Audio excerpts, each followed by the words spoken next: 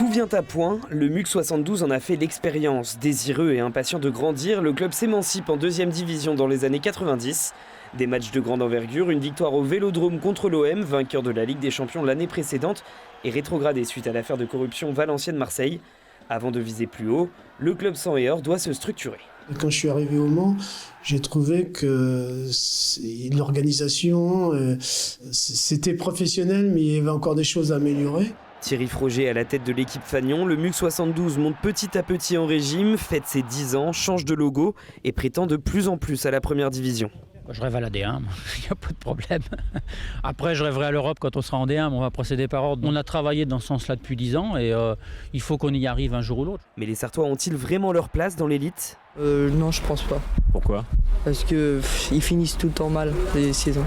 On s'est dit, il faut qu'on ramène plus d'ambition dans notre centre de formation et on a commencé par la post-formation. D'où le recrutement des Drogba, des Bakary, des Tomer, de ces gens-là.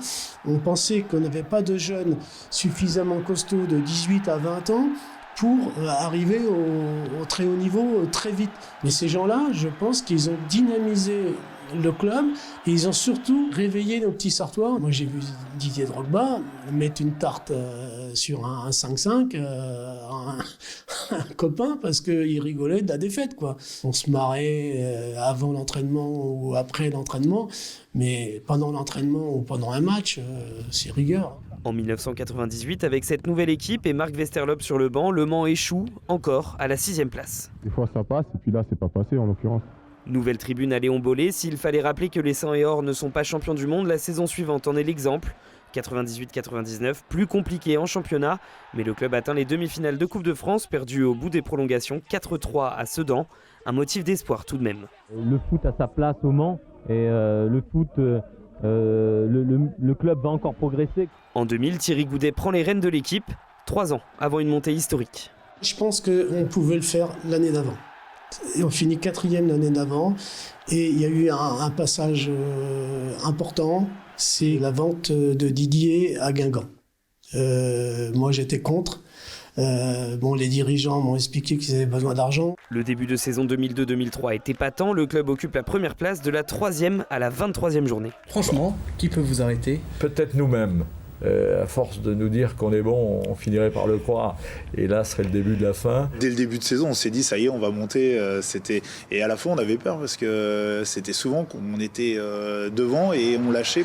J'ai toujours l'impression que quand il se passe quelque chose dans une équipe, c'est parce qu'il y a un truc entre eux. Il y a une bande de potes. Bonnard, Rutger, Fanchon, ils étaient au centre de formation. Et puis, tu avais quelques anciens, quoi. Quand j'étais à Sedan, j'étais avec Philippe Céleron et j'avais dit à Philippe, parce qu'il cherchait aussi un couloir rouge, j'ai dit Philippe, viens avec moi au Mans. Je te promets pas qu'on va faire sportivement, je sais pas ce que ça donnera. Par contre, une chose est sûre, c'est que dans la vie de tous les jours, on va bien se marrer. Il y avait tout un mélange d'insouciance et puis de croquer la vie, le foot. Il n'y avait pas une ambition de dingue, quoi. Je veux dire, on n'a pas dû négocier de prime de montée, quoi. Je veux dire, c'est improbable. C'est improbable ce qui s'est passé. Comme aime bien le dire Fabrice Pancrate, à jamais les premiers, quoi. Au terme de l'avant-dernier match, Le Mans est assuré de jouer en Ligue 1 pour la première fois de son histoire. Une fin d'exercice en feu d'artifice.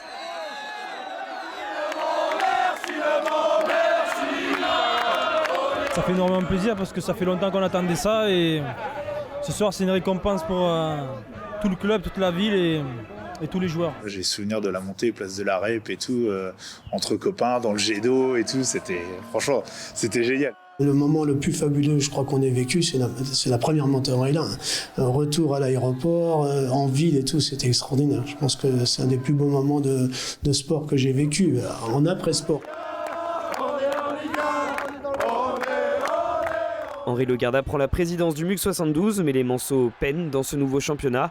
12 matchs sans victoire. Un laps de temps long. Avant l'éclaircie contre Metz. J'ai souvenir qu'on est en train de gagner le match et les lumières du stade se coupent à plusieurs reprises. Et on se dit, le match va être perdu sur tapis vert alors qu'on est en train de gagner ce match-là.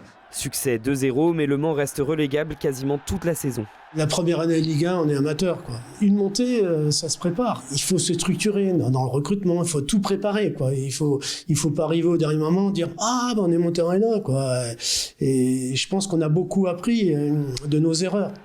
Quand on monte de national en Ligue 2, on change d'aquarium. C'est-à-dire que on est un requin avec des poissons rouges. Quand on monte en Ligue 2, on devient le poisson rouge avec beaucoup de requins. Alors imagine ce qui se passe quand tu montes en Ligue 1. Et surtout que c'est la première fois. Une première fois malgré tout riche d'enseignements. Pour moi, c'est un super bon souvenir.